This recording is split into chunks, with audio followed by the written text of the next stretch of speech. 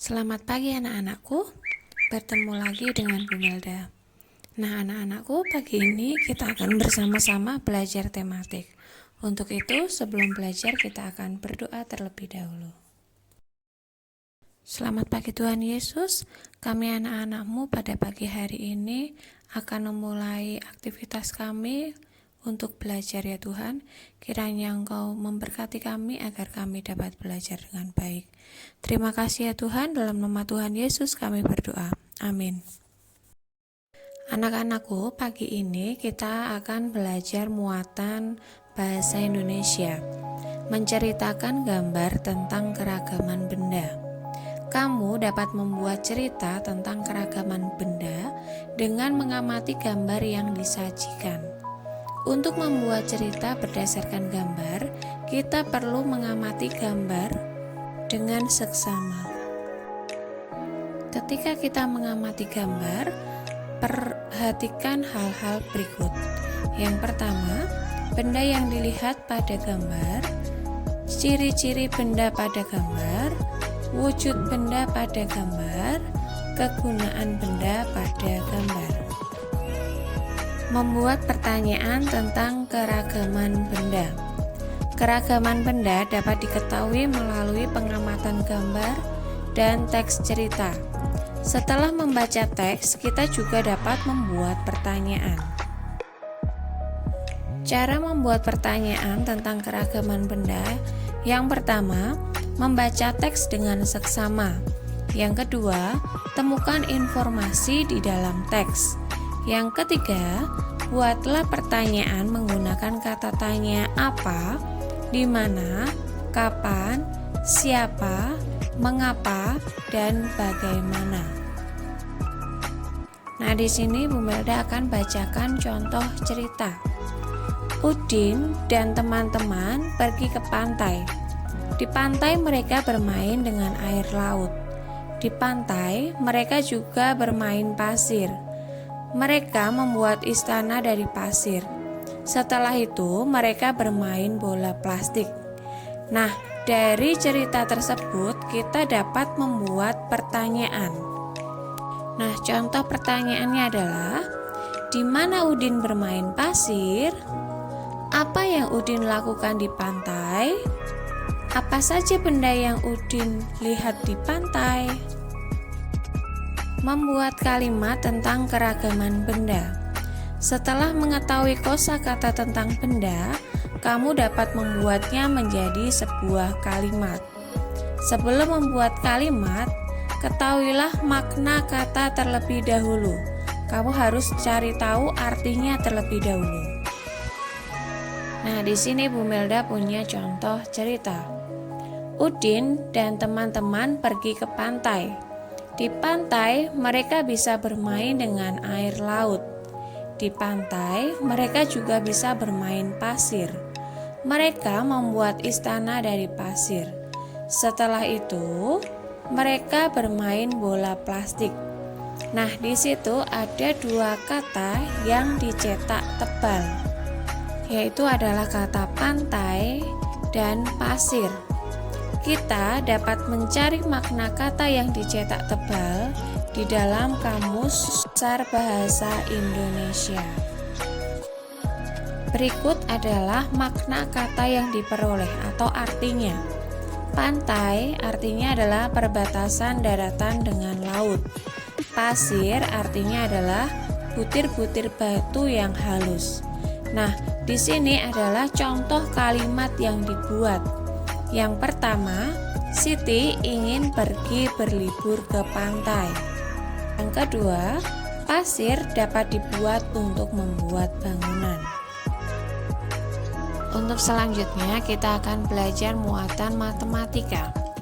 Menghitung hasil pembagian dengan 1. Bagaimana sifat pembagian dengan bilangan 1? Nah, perhatikan contoh berikut. 4 dibagi 1 sama dengan, nah kita bisa menggunakan pengurangan berulang. 4 dikurang 1 dikurangi 1 dikurangi 1 dikurangi 1, hasilnya adalah 0. Nah, di situ ada 4 kali pengurangan sampai dengan hasilnya 0.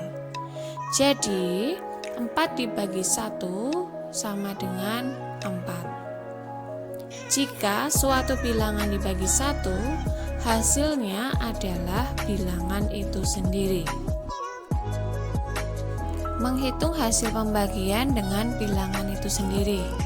Nah, bagaimana sifat pembagian dengan bilangan itu sendiri? Nah, perhatikan contoh berikut. 4 dibagi 4 sama dengan, nah, kita menggunakan cara pengurangan lagi. 4 dikurangi 4 hasilnya adalah 0. Nah, di situ ada 1 kali pengurangan sampai hasilnya 0. Jadi 4 dibagi 4 hasilnya adalah 1. Jika suatu bilangan dibagi bilangan itu sendiri, hasilnya adalah 1. Menghitung hasil pembagian 3 bilangan. Pembagian 3 bilangan dilakukan secara berurutan. Nah, di sini Bu Melda punya contoh. 36 dibagi 4 dibagi 3. Hasilnya adalah, nah, di sini kita mengerjakannya dengan melakukan 2 langkah. Langkah yang pertama adalah kalian hitung terlebih dahulu 36 dibagi 4. Nah, 36 dibagi 4 itu hasilnya adalah 9. Setelah itu kita lakukan langkah yang kedua. Hasilnya tadi adalah 9. Lalu 9 dibagi 3. 9 dibagi 3 hasilnya adalah 3. Nah, kalian bisa perhatikan contoh berikut. Bu Guru membagikan 24 kertas kepada 3 kelompok siswa. Kertas tersebut dibagi lagi kepada 2 anggota kelompoknya. Berapa lembar kertas yang diterima setiap kelompok? Nah, di sini kita perhatikan. Di sini ada pembagian 3 bilangan secara berurutan. Yang pertama, jumlah kertas itu adalah 24.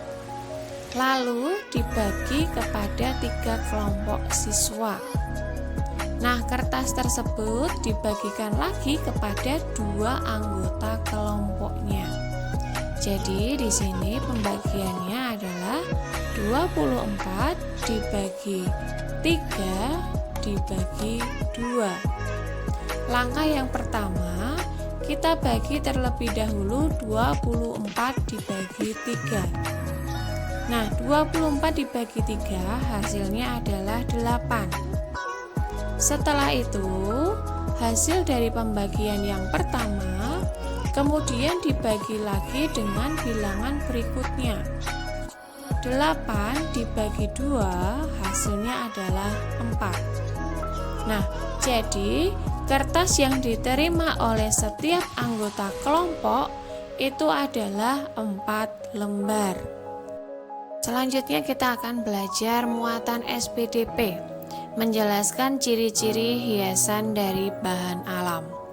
Bahan alam dapat dimanfaatkan menjadi hiasan. Bahan alam dapat dimanfaatkan dengan cara melipat, menggunting, atau menempel. Nah, berikut adalah bahan alam yang biasa dijadikan hiasan. Ada daun kering, biji-bijian, ranting, cangkang kerang. Berikut adalah contoh karya yang dihias menggunakan bahan alam. Ada tempat lilin yang dihias dengan daun kering, bingkai foto yang dihias dengan cangkang kerang, kartu ucapan yang dihias dengan bunga dan daun kering. Menjelaskan cara menggunakan bahan alam untuk membuat hiasan. Karya kerajinan dapat dibuat dari bahan alam. Contoh teknik membuat kerajinan dari bahan alam adalah menempel. Kamu juga dapat membuat kerajinan dengan barang bekas. Nah, kalian perhatikan contohnya. Di sini ada tempat tisu. Kalian bisa membuat tempat tisu. Kotak tisunya kalian buat dari kotak sepatu bekas, atau kalian bisa cari kotak atau kardus yang ada di rumah kalian. Setelah itu, kalian bisa memberikan hiasan dari daun atau bunga kering. Kotak tisu dapat dibuat dengan cara menempel. Daun dan bunga kering ditempel pada kotak sepatu bekas yang sudah dibungkus sampul coklat. Selanjutnya kita akan belajar muatan PPKN, menjelaskan aturan di tempat wisata dan di rumah. Di tempat umum terdapat aturan. Kita harus menaati aturan yang berlaku. Nah, di sini ada contoh aturan di tempat umum. Selalu menjaga kebersihan, mengantri saat membeli karcis. Nah, contoh aturan di tempat umum itu sama dengan aturan di rumah. Contohnya adalah membuang sampah pada tempatnya, menjaga barang-barang agar tidak rusak. Nah, anak-anakku, demikian video pembelajaran kita hari ini. Sampai jumpa di video pembelajaran selanjutnya. Tetap semangat, jaga kesehatan. Tuhan Yesus memberkati.